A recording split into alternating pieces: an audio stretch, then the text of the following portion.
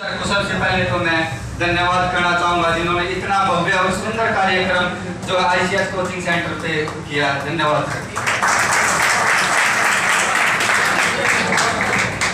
साथियों, आजादी ऐसे ही नहीं मिली है। आजादी के लिए हजारों सैकड़ों अपने जो नौजवान हैं उन्होंने अपनी जिंदगी दांव पे लगाई है, तब जाके आजादी मिली है। जब कभी भी आजादी का जिक्र आता है तो सबसे पहले भगत सिंह का नाम आता है।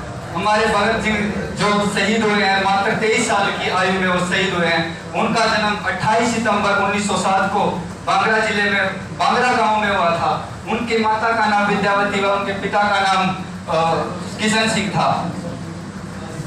भगत सिंह स्टार्टिंग से ही, जब वो बचपन से थे, जब से ही देशभक्त रहे हैं और निडर और साहसी रहे हैं। एक दिन जब भगत सिंह अपने पिताजी के साथ खेत में गया था तो उसके पिताजी से उसने प्रश्न पूछा। उसके पिताजी फसल बो रहे थे कि पिताजी आप ये क्या कर रहे हैं? उनके पिताजी ने कहा, बेटा मैं फसल बो रहा हूँ, आने वाले समय में अधिक पैदा होगी।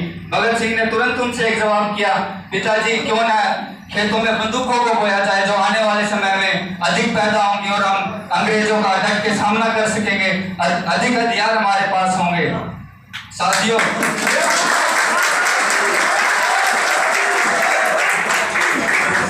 उसकी ये बात सुनकर उनके पिताजी बड़े आश्चर्यचकित हुए, लेकिन मन ही मन वो प्रसन्न भी हुए कि उनका बेटा देशभक्ति की राह पर चल रहा है। साथियों, 13 अप्रैल 1919 की एक घटना थी जिसमें अपने भारतीय रोलैक्ट एक्ट के तहत अपनी मांगों को लेकर प्रदर्शन कर रहे थे। तभी वहां पर अंग्रेजी हुकूमत ने लाठियां व गोली चलाने का वहां पर काम किया और हजारों भारतीयों को मार गिराने का काम उन्होंने किया। जलियांवाला बाग में जब ये घटना हुई, जलियांवाला बाग में जब ये घटना हुई और भगत सिंह को पता चला कि वहां पर लाखों हजारों जो है भारतीय मारे गए हैं, तुरंत वो 20 किलोमीटर तक पैदल भागा दौड़ा और वहां पर उस मौके पर पहुंचा जलियांवाला बाग में। जब उसने देखा खून से लथपथ मिट्टी वहां पर पड़ी थी और उसने एक मिट्टी मुट्ठी की भरी और उस दिन से वादा किया कि मैं जब तक भारत देश को आजाद नहीं करवा दूं तब तक आसानी से नहीं बैठूंगा, आराम से नहीं बैठूंगा। साथियों, महात्मा गांधी जी द्वारा चलाए गए 1 अगस्त 1920 को असहयोग के आंदोलन में भगत सिंह ने पूरा भाग लिया, बढ़ चढ़ कर भाग लिया और उसमें पूरा सहयोग दिया। और उसमें महात्मा गांधी ने बोला था कि आप विदेशी वस्त्रों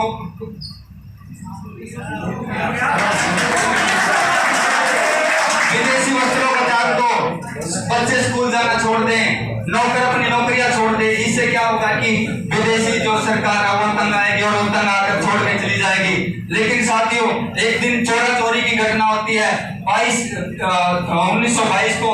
उस घटना में अपने जो भारतीय जो प्रदर्शन कर रहे थे, वहीं दूसरी तरफ जो ब्रिटिश सरकार पुलिस थी वहां पर, उन्होंने लाठीचार्ज करने का काम किया।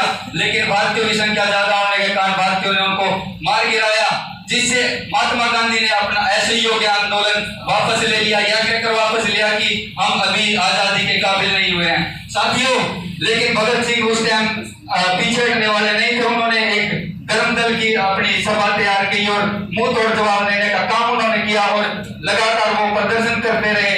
एक घटना ऐसी हुई कि ब्रिटिश सरकार ने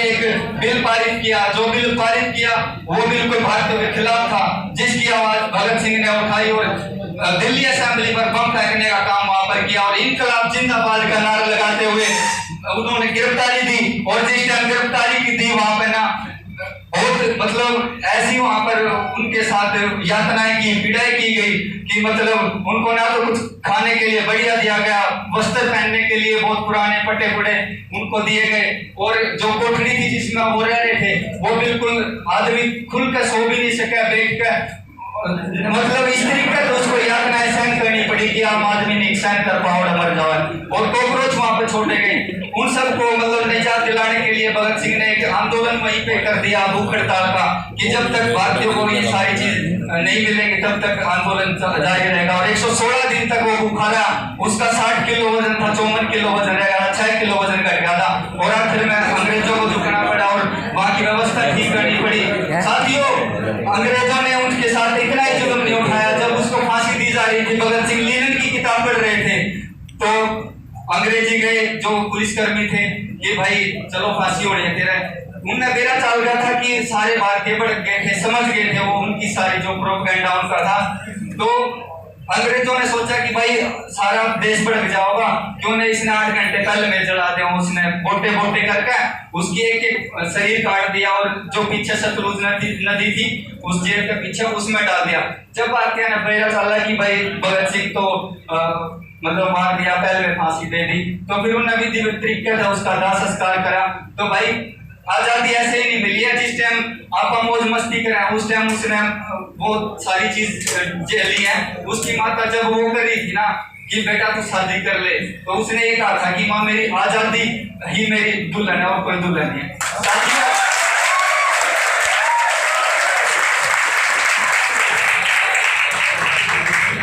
साथियों, आज हमारे अटल विद्यार्थी संगठन के बहुत सारे योद्धा यहाँ पर उपस्थित हैं।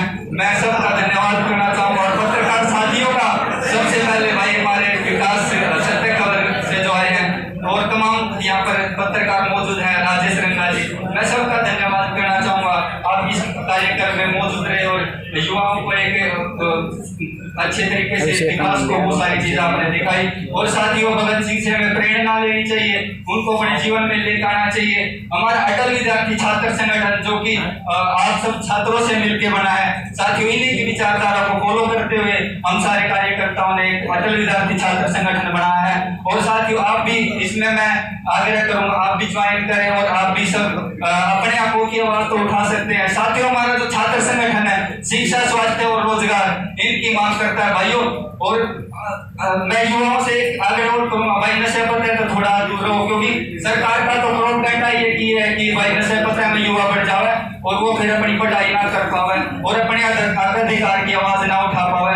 तो साथियों नशे पते तो दूर रहना है और सारी चीज मतलब बढ़िया देख के करनी है आपने। हमारे जो छात्र संगठन लगातार 365 के 365 दिन छात्र हित में और देश हित में कार्य करता रहा है। साथियों, अभी कॉलेज में ट्रांसफार्मर का मुद्दा था, ट्रांसफार्मर बिल्कुल गेट का कर रहा था, तो वो हमने हमारे पत्रकार साथी वहां पर गए और उनको हमने कहा कि भाई रिक्वेस्ट कि सर ऐसे ऐसे, उन्होंने वो सारी चीज दिखाने का काम किया और अपने एसडीएम जो मनदीप जी हैं उन्होंने पहली कलम पे वो सारी चीज ठीक कर दी। और अभी छात्र काफी परेशान थे कि भाई ऑनलाइन एग्जाम होने चाहिए, ऑनलाइन एग्जाम होने चाहिए, क्योंकि काफी छात्र बहुत दूर का है। तो हमने वो सारे इकट्ठे हुए, हमने बातचीत करी सारे छात्र थे, तो उन्होंने बोला कि भाई होनी चाहिए, तो हमने भी ये सारी चीज यस कर दी थी। और सफितो कॉलेज के गेट पर भी प्रोटेस्ट करी और सीआरएस यूनिवर्सिटी के गेट पर भी प्रोटेस्ट करी और आखिर में हमारा आंदोलन भी सफल हुआ और हमारी जीत हुई, ऑनलाइन एग्जाम भी हुए।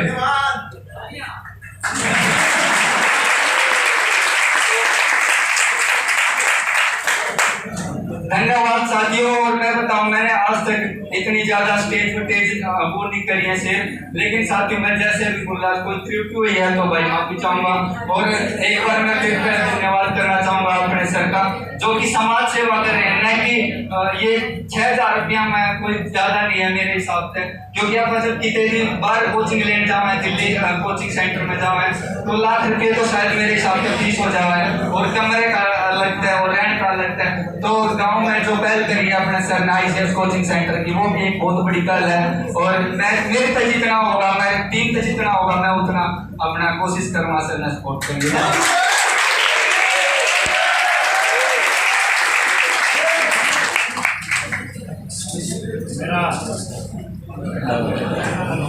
नाम करवा दे, तेरा नाम।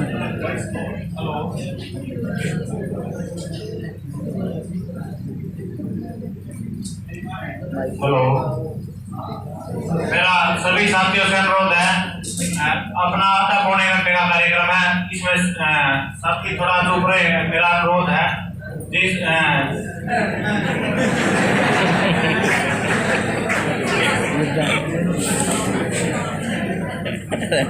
कुछ हो भाई, जनसंख्या ज्यादा हो जब बोल जाए जनसंख्या क्या। आओ झुककर करे सलाम उन्हें, आओ झुककर करे सलाम उन्हें, जिनके हिस्से में मुकाम आता है, जिनके हिस्से में मुकाम आता है, कितने खुश नसीब हैं वो लोग जिनका खून वतन के काम आता है। हमारे आईसीएस कोचिंग सेंटर के प्रबंधक आए और अपना 23 मार्च के उपलक्ष्य में संदेश दें। तालियों के साथ स्वागत करें।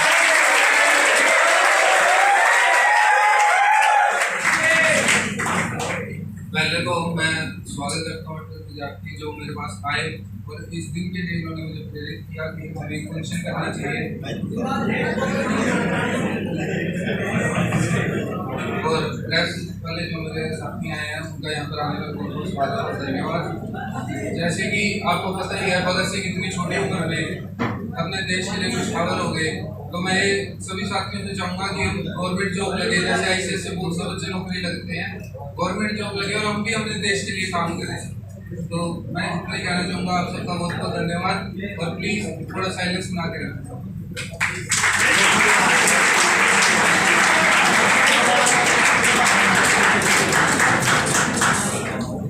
चलो फिर से आज वो नजारा याद कर ले। चलो फिर आज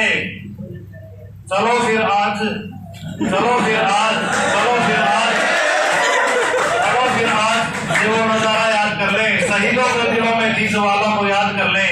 शहीदों के दिलों में थी जो ज्वाला, उसको याद कर ले। जिसमें बहकर आजादी पहुंची थी किनारे पर, किनारे पर। शहीद भक्तों के खून को याद कर ले। शहीद भक्तों हमारे बीच में मोहित शर्मा जी पहुंचे हैं, जो रिटोली गांव से हैं, और इन्होंने शहीदों के अंदर अपना राज फूड्स के नाम से रेस्टोरेंट किया और हमारे बीच में मुख्य वक्ता के तौर पर पहुंचे हैं। मैं उनका स्वागत करता हूँ और आए अपना संदेश दें युवाओं को। क्या है मोहित सर? नमस्कार दोस्तों, छोटी बात सिर्फ आप लोगों से कहना चाहूँगा, जो ये हर्षोल्लास का जो एक समय होता है, जो मेरे को अच्छा नहीं लगा। सॉरी मैं कुछ बोलना चाह रहा हूँ आपके ICS के बारे में। दिल्ली मेरे को इनवाइट किया गया था एक बार ICS के सेंटर में। मेरे को वहाँ के जो श्रोता थे मेरे को बड़े अच्छे लगे। रीजन की उनसे पता लग रहा था कि ये एजुकेटेड पर्सन है। आप लोगों से मेरे को कुछ चीज़ नजर नहीं आई, सॉरी मुझे माफ करना। जो मुझे फील हुआ वो मैं बता रहा हूँ। आप लोगों का बहुत बहुत धन्यवाद, आप लोगों ने मेरे को बुलाया। मैं यहाँ कोई लंबी चौड़ी भाषण नहीं दूंगा। ये जो मूर्ति सामने लगी है ना अपने सामने, इसका सीन ये नहीं है कि ये कोई इसका जन्मदिन है या इसकी कोई शादी है या कोई एनिवर्सरी है। इस बंदे ने ना आप लोगों की एज में ना अपने देश के लिए जान दी है। आज के बच्चे अपने माँ बाप के लिए प्यार प्रेम नहीं रखते। तो थोड़ा सा सोचो समझो, आप किस प्रोग्राम में बैठे हो और किस चीज को फील करना चाह रहा हूँ। मैं जो चीज चाह रहा हूँ वो चीज मुझे लगी नहीं। आप लोग आने वाले भविष्य हो पूरे इस देश में। किसी का एम होगा डॉक्टर बनने का, किसी का एम होगा जॉब लगने का, किसी का एम होगा मेरे को ICS बनना है, मेरे को कुछ बनना है। तो ये चीजें अपने एम तक सीमित है। यू आर सेल्फिश लोग ना, बहुत सारा सेल्फिश। पर किसी ने कभी सोचा कि अगर कहीं हम जा रहे हैं, कोई डस्ट पड़ी है या कुछ पड़ा, उसको उठा दे, उसको रख दे, डस्टबिन फटे पड़े, किसी कंप्लेंट कर दे, कोई बंदा परेशान है उसकी हेल्प कर दे। नहीं, सब अपनी भागदौड़ में लगे हुए हैं, सब अपनी भागदौड़ में।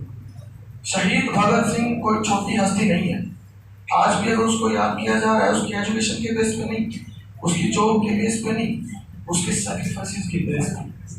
वो क्या चाहता था, उसने क्या सोचा, उसने क्या डिसाइड किया, उसने करके दिखाया। आई थिंक 70 साल हो गए हमारी आज़ादी को, ठीक है। आज उसको याद कर रहे हैं। अपने को किसी के अपने दादा परदादा का नाम याद है जो पिछले 70-80 साल से चल रहे हो? नहीं ना। तो कुछ ऐसा करो कि कम से कम पुराने टाइम तक कोई याद करे ना करे, बट कम से कम जब तक आप जी रहे हो ना, तो आप तो कम से कम 50 लोग ये सलाम करके जाए कि हाँ ये वो बंदा है जो हमारे लिए कुछ करने के लिए तैयार रहता है, खड़ा रहता है। ICS सेंटर कोई छोटी ऑर्गेनाइजेशन नहीं है। आपके यहाँ से हजारों लोग है ना जॉब के रिगार्डिंग गए होंगे, बहुत अच्छी पोस्ट पे होंगे। इवन वो जब भी आते होंगे अपने टीचर्स के पैर छू के उनका थैंक यू बोलते होंगे कि हाँ सर थैंक यू कि आप लोगों ने हमें इस मुकाम पे पहुँचाया और हमारी फैमिली की ट्रैक को एक अच्छे लाइन पे लेके आए और हमें ट्रैक पे चलना सिखाया। चीखे चिल्लाना तो बंदर भी करते हैं भैया।